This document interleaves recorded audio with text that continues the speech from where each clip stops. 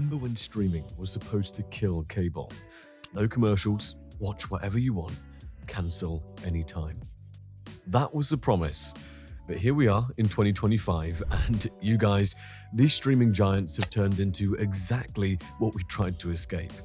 Netflix is bleeding subscribers while cramming ads down your throat. Disney Plus went from the family-friendly savior to getting every nickel they can from every household. And Prime Video, they just pulled the most disgusting move in streaming history. Today, we're exposing how the three biggest streaming platforms betrayed their users, starting from the worst offender and ending with the one that's about to get even worse.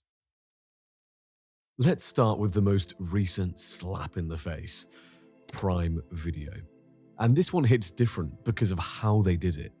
On January 29th, 2024, millions of Prime subscribers woke up to ads.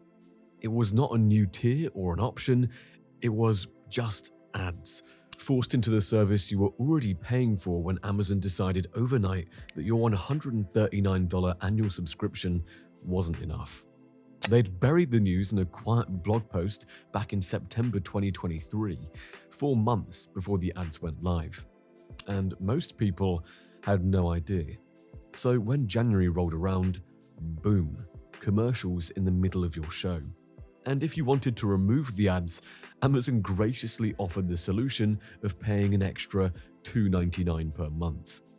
You're already paying $139 a year, and now they want another $36 annually just to get back what you already had. The backlash was immediate as social media exploded with fury. Amazon's excuse was something about needing revenue to continue investing in compelling content. Okay, but what Amazon didn't say, and what everyone knew, was Amazon wanted more money, and they knew customers won't cancel because they need Prime shipping. The bet was simple. Most people subscribed for the 2-day delivery, not the video content. And they were absolutely right. But here's the truly insane part. Prime Video already had an ad-supported tier called Freevee. That was supposed to be the cheap option with commercials. What they did next was genius in the most evil way possible. They essentially turned their premium service into Freevee and charged you extra to escape it. It's the most backwards business move in streaming history, but it worked because Amazon holds all the cards. The numbers from mid-2024 proved just how well this hostage situation paid off. Prime Video's ad revenue exceeded expectations by hundreds of millions, and the percentage who upgraded to ad-free was less than 10%. 90% of Prime subscribers are now watching commercials, while Amazon double dips on both subscription fees and ad revenue. This wasn't some casual business move, but a straight-up shakedown Amazon executed deliberately. All they did was simply look at their customers and ask, what are they going to do? Cancel? They knew the answer before they even asked. Now, let's talk about Netflix. Before we continue, a quick message from today's sponsor, Surfshark VPN. If you use the internet daily, whether for work, travel, or simply streaming, having a VPN has become essential. A VPN encrypts absolutely all your online activity, which means that your data, your browsing history, and even the apps you use stay private. And among all the options available, Surfshark is the one I personally trust because it focuses on both security and simplicity. One of the most useful things is the protection on public Wi-Fi networks. Airports, hotels, cafes, and co-working spaces are some of the easiest places for hackers to intercept your data. With Surfshark, everything you do is encrypted the moment you connect. So even on completely unsecured networks, your information remains safe. Another thing that people often underestimate is online price discrimination. Many websites change their prices depending on where they think you're located. Surfshark allows you to change your virtual location in seconds thanks to its large network of servers in more than 100 countries. This can save you money on flights, hotels, software subscriptions, and practically anything that varies by region. Surfshark also offers unlimited device connections with a single account. This means you can protect your phone, laptop, tablet, and even your family's devices without having to manage multiple subscriptions. It is one of the few VPNs that offers this. And beyond the VPN itself, Surfshark includes additional tools that genuinely increase your online security. Surfshark Alerts notifies you the moment your email or credit card information appears in a data breach. Surfshark Antivirus protects your devices with real-time threat detection. And Surfshark Search gives you a private ad-free search engine that keeps your searches completely anonymous. If you want to protect your data and have more control over your online experience, use the link in the description. This gives you extra 3 months on your plan, and you are covered by a 30-day money-back guarantee, so you can try it with zero risk. Go to surfshark.com/byte or use code BYTE, B-Y-T-E, at checkout to get 4 extra months of Surfshark VPN. A huge thanks to Surfshark for supporting the channel. Now, let's continue with the video. The company that started the streaming revolution and then slowly betrayed every principle it was built on. Here's a number that should shock you. In the first half of 2022, Netflix lost nearly 1.2 million subscribers. For a company that built its empire on endless growth, this was a crisis that sent Wall Street into a panic. Their stock dropped 35% in a single day, and Netflix was in full panic mode. They had to do something, anything, to stop the losses. So what was the response from Netflix? Ads and password crackdowns. The two things they swore they'd never do. But let's go back to the beginning. When Netflix launched its streaming service in 2007, the pitch was simple. $8 a month, unlimited movies and shows, 0 commercials. Revolutionary stuff at that time. Reed Hastings, their CEO at the time, wasn't shy about the promise either. We're commercial free and plan to stay that way. No ads, ever. That was the brand promise. And for years, they stuck to it. While Hulu launched with ads in 2008, Netflix stayed pure. While YouTube was drowning in pre-rolls, Netflix remained ad-free. They built their entire identity around this idea. You paid a flat fee and got an uninterrupted experience. That's what separated them from cable, and that's why people loved them. But then, the competition arrived. Disney+, Apple TV+, HBO Max, Peacock, Paramount+. By 2020, everyone had a streaming service. And the content wars began as Netflix started losing licensed shows. The Office went to Peacock. Friends went to HBO Max. Disney pulled all their content to launch Disney+. And suddenly, Netflix was forced to create more originals. And originals don't come cheap. The financial pressure kept mounting when in 2021 alone, Netflix burned through $17 billion on content, more than most movie studios spend in a decade. They were bleeding cash trying to compete, and subscriber growth was slowing to a crawl. Something had to give.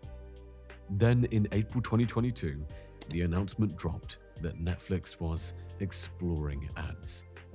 The internet absolutely lost it. People felt betrayed, and rightfully so.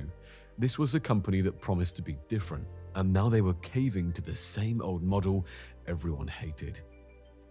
Fast forward to November 2022, Netflix launched Basic with ads at $6.99 per month, while bumping the ad-free tier up to $15.49. They positioned it as giving customers a choice.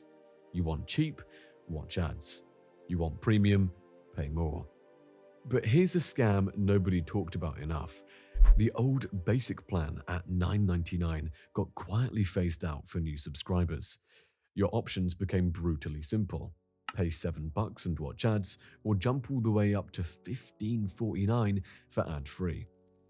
There was no middle ground anymore. Netflix eliminated the affordable ad-free option and forced everyone into a corner. And the ads weren't subtle.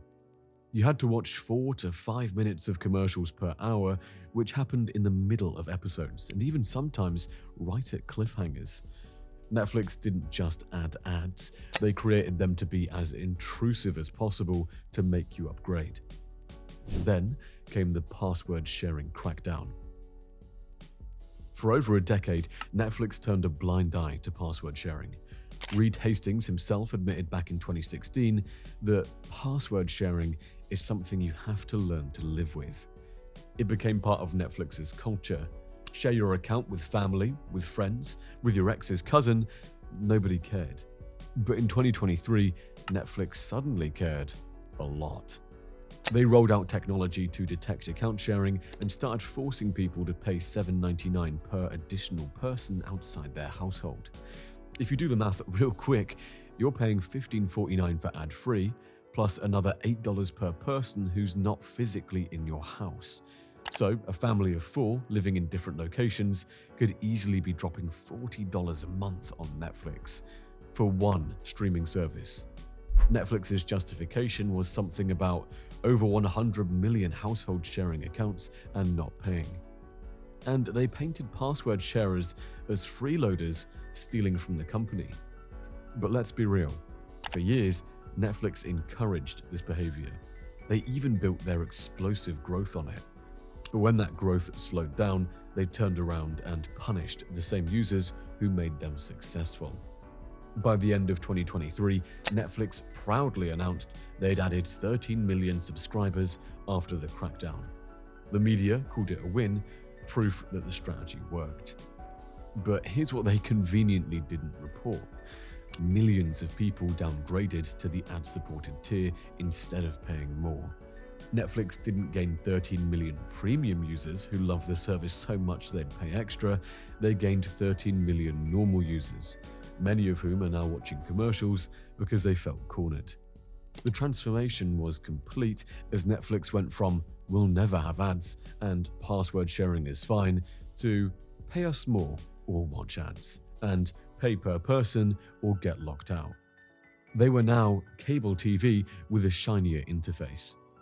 And you know what the worst part is? Netflix is making more money than ever as the ads pour in revenue and the crackdown forced people to subscribe. Wall Street is happy again, but for us, the users, we're stuck with a more expensive, more restrictive, more annoying version of the service we fell in love with back in 2007. Finally, let's talk about Disney+. But we're not starting with their launch story. We're starting with the trap they've got you in right now. You've probably seen it. Disney+, Hulu, and ESPN Plus bundled together for $12.99 with ads or $19.99 without. Sounds like you're getting 3 services for the price of less than 2, right? Here's what they don't advertise loud enough though. Most people don't want ESPN Plus at all. But you're paying for it anyway because it's the only way to get Disney Plus and Hulu at anything close to a reasonable price. Disney is forcing you to subsidize sports content you'll never watch. Scam much? Now here's where it gets really disgusting though. Disney owns Hulu and they've had full control since 2023. So when they're bundling these services together, they're literally packaging their own stuff and pretending it's some generous offer. For years, they kept Hulu and Disney Plus completely separate even though they owned both, so they could charge you twice. If you want family content, you had to go to Disney Plus. If you want adult-targeted shows, then Hulu was what you bought. 2 bills every month for content that all belongs to the same company. And in 2024, Disney started integrating Hulu content into Disney Plus for bundle subscribers. Seems convenient at first glance, but watch what happens next. Disney's slowly killing off Hulu as its own thing, pushing everyone onto Disney Plus instead. Once that happens, Disney controls the entire pricing structure with zero competition. Just one service, one price tag, and they can raise it whenever they feel like it. But how did we get here? Let's rewind to where it all started. Disney Plus launched in November 2019, and the hype was absolutely unreal. Because for just $6.99 a month, you got access to Disney, Pixar, Marvel, Star Wars, and National Geographic, family-friendly content, no ads, and the entire Disney vault in one place. Parents everywhere celebrated like they'd just won the lottery. Finally, a service their kids could watch without worrying about content or being bombarded by commercials every 5 minutes. The first year was a massive success story. Disney Plus hit 73 million subscribers, faster than Netflix took to reach that milestone in a decade. By 2021, they'd already climbed to 118 million subscribers. Disney wasn't just competing with Netflix anymore, they were threatening to overtake them entirely. But then, the cracks started showing. Remember that Disney is a business, and businesses want profit, not just subscriber counts. And the problem was streaming wasn't making money, not just for Disney, but for every streaming service. They were all operating at a loss, burning cash as fast as they could to gain market share. Disney Plus alone lost $4 billion in 2022. So when Bob Iger returned as CEO that year, he made something crystal clear. Streaming had to become profitable, and it had to happen fast. And in December 2022, the announcement came that ads were on their way to Disney Plus, starting that same month. A new ad-supported tier would cost $7.99 per month, and the ad-free version was bumped up to $10.99. In other words, Disney didn't add a cheap option for budget-conscious families. Instead, they raised the price on the existing service and created a cheaper version with ads to make the pill easier to swallow. But ads weren't the only card up their sleeves, as the password-sharing crackdown also came right after Disney watched Netflix pull this move and thought, yeah, we'll do that too. But before they got to that, Disney was already finding other ways to squeeze money out. In 2023, Disney started pulling shows from Disney Plus to cut costs. Willow, The Mighty Duck were gone because Disney could claim tax write-offs. Then in 2024, Disney rolled out restrictions on account sharing and started charging extra for additional users, $6.99 per extra person outside your household. Look at the numbers. Disney Plus launched at $6.99 in 2019. By 2024, the ad-free tier hit $13.99, a 100% increase in 5 years. Disney's strategy is painfully simple. Star Wars, Marvel, Pixar, they're not just entertainment. They're the hook. Disney knows you'll pay whatever they ask to watch the next season of The Mandalorian or keep your kids happy with Frozen. And despite all the price hikes and restrictions, Disney Plus still holds over 150 million subscribers. People complain, but they don't leave. So the streaming services that promised to free us from cable have become cable. Commercials are back, prices keep climbing, and content vanishes without warning. We're paying more for less while these companies rake in record profits. And they know you won't leave because switching feels like too much work. So, what are you going to do about it? Thanks for watching, and I'll see you in the next one. Peace.